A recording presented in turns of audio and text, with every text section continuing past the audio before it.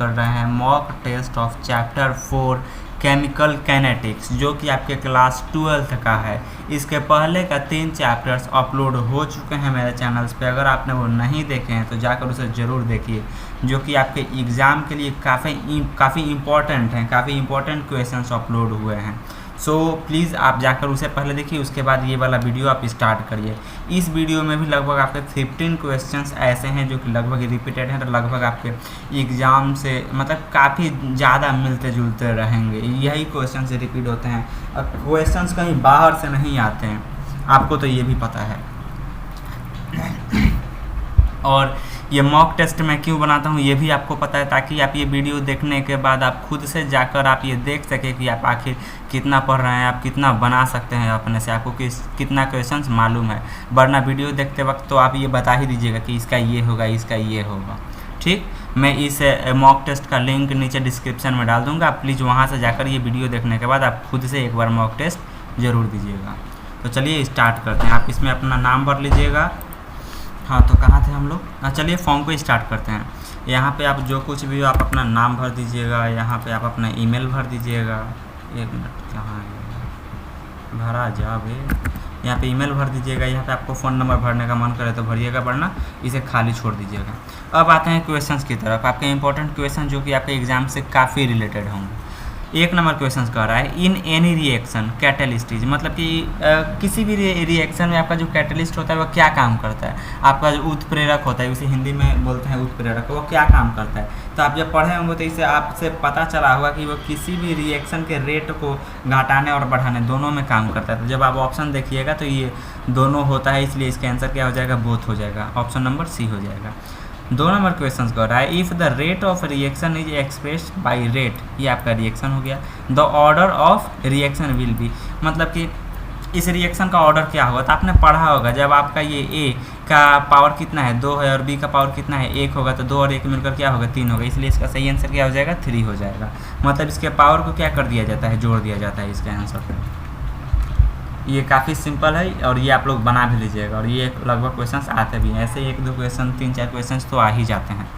3 number question कह रहा है the maximum amount of energy required to convert a reactant molecules into product, मतलब reactants किसे कहते हैं। जैसे कि आपने किसी रिएक्शन को लिखा है, 1 मिनट में दिखा रहा हूँ।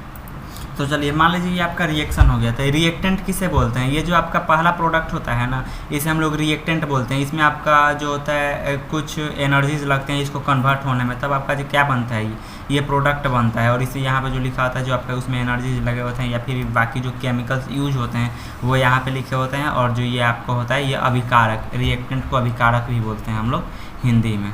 तो वही आपका पूछ रहा है किसी रिएक्टेंट को मतलब कितना अमाउंट मतलब एनर्जी चाहिए होता है, या फिर कौन सी एनर्जी ऐसी चाहिए होती है जो कि कन्वर्ट करती है आपके उस प्रोडक्ट में। तो इसका सही आंसर क्या होगा, एक्टिवेशन एनर्जी इसका सही आंसर होता है।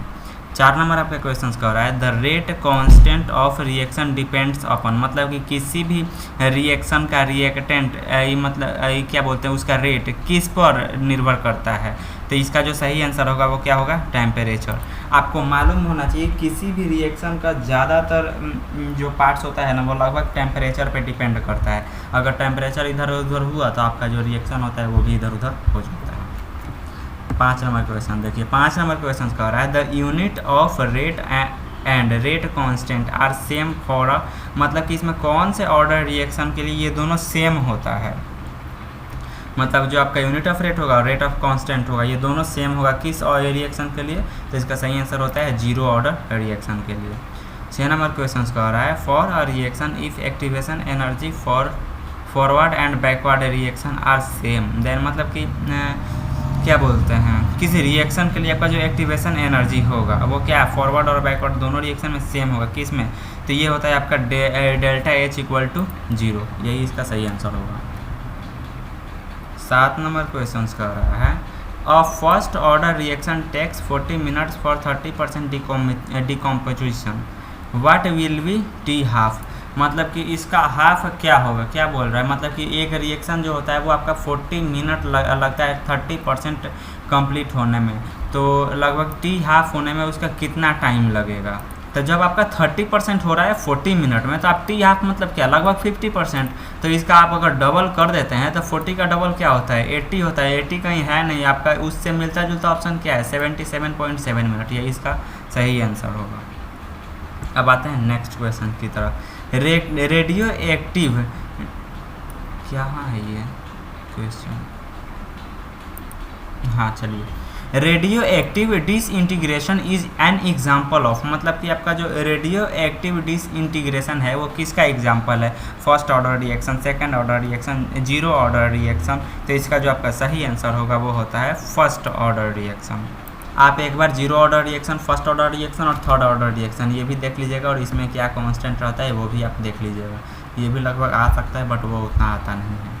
9 नंबर क्वेश्चन कह रहा है a plot of log ax against time t is a straight line, this indicates that the reaction of, मतलब कि आपका जो टाइम होता है टी ए एक्स, मतलब कि क्या बोलते हैं उसे, log ए एक्स का जो स्ट्रेट लाइन होता है वो किसको इंडिकेट करता है, उस रिएक्शन में किसको इंडिकेट करता है। तो इसका भी यही आंसर होगा फर्स्ट ऑर्डर रिएक्शन, उसी में आपको इंडिकेट करता है। लगभग आपका जो रिएक्शन होता है वो लगभग आपको पढ़ाया नहीं जाता फर्स्ट ऑर्डर रिएक्शन में, सिर्फ लिखवा दिया जाता है। ज़्यादातर स्कूल और कोचिंग में मैंने देखा है कि लिखवा ही दिया जाता है, इसलिए आप लोग याद कर लीजिएगा।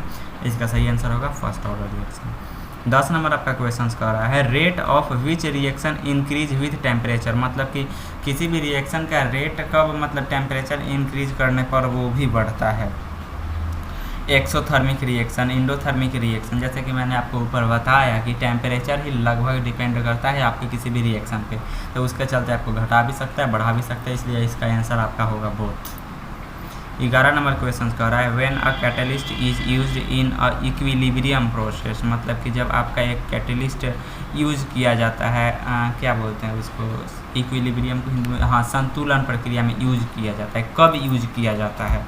तो इसका सही आंसर आपका होगा, तो इसका सही आंसर होगा it fastens the attainment of equilibrium by lowering activation energy, मतलब इसका प्रयोग उस समय के, जैसे कि एक्टिवेशन एनर्जी जो होता है वो किसी भी रिएक्टेंट को प्रोडक्ट में कन्वर्ट होने में काफ़ी ज़्यादा हेल्प करता है। तो वही जो आपका एक्टिवेशन एनर्जी होता है उसको काफ़ी कम करने के लिए आपका कैटलिस्ट का यूज किया जाता है उस टाइम। तो इसका सही आंसर क्या हो जाएगा, डी हो जाएगा।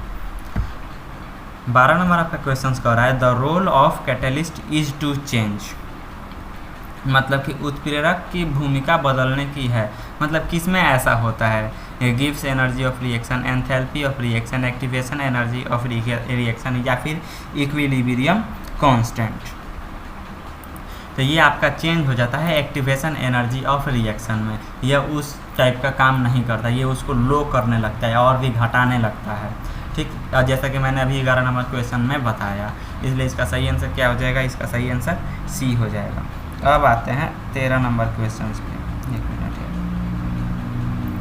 हाँ 13 नंबर क्वेश्चन कह रहा है in the presence of a catalyst the heat evolved और एब्जॉर्ब्ड ड्यूरिंग द रिएक्शन, मतलब कि किसी भी कैटलिस्ट की उपस्थिति में उसका रिएक्शन जो होता है, जैसे कि हीट हो गया या फिर ऑब्जॉर्व हो गया, उस टाइम क्या होता है, इंक्रीज होता है या फिर डिक्रीज होता है, या फिर दोनों हो सकता है, या फिर कुछ नहीं होगा।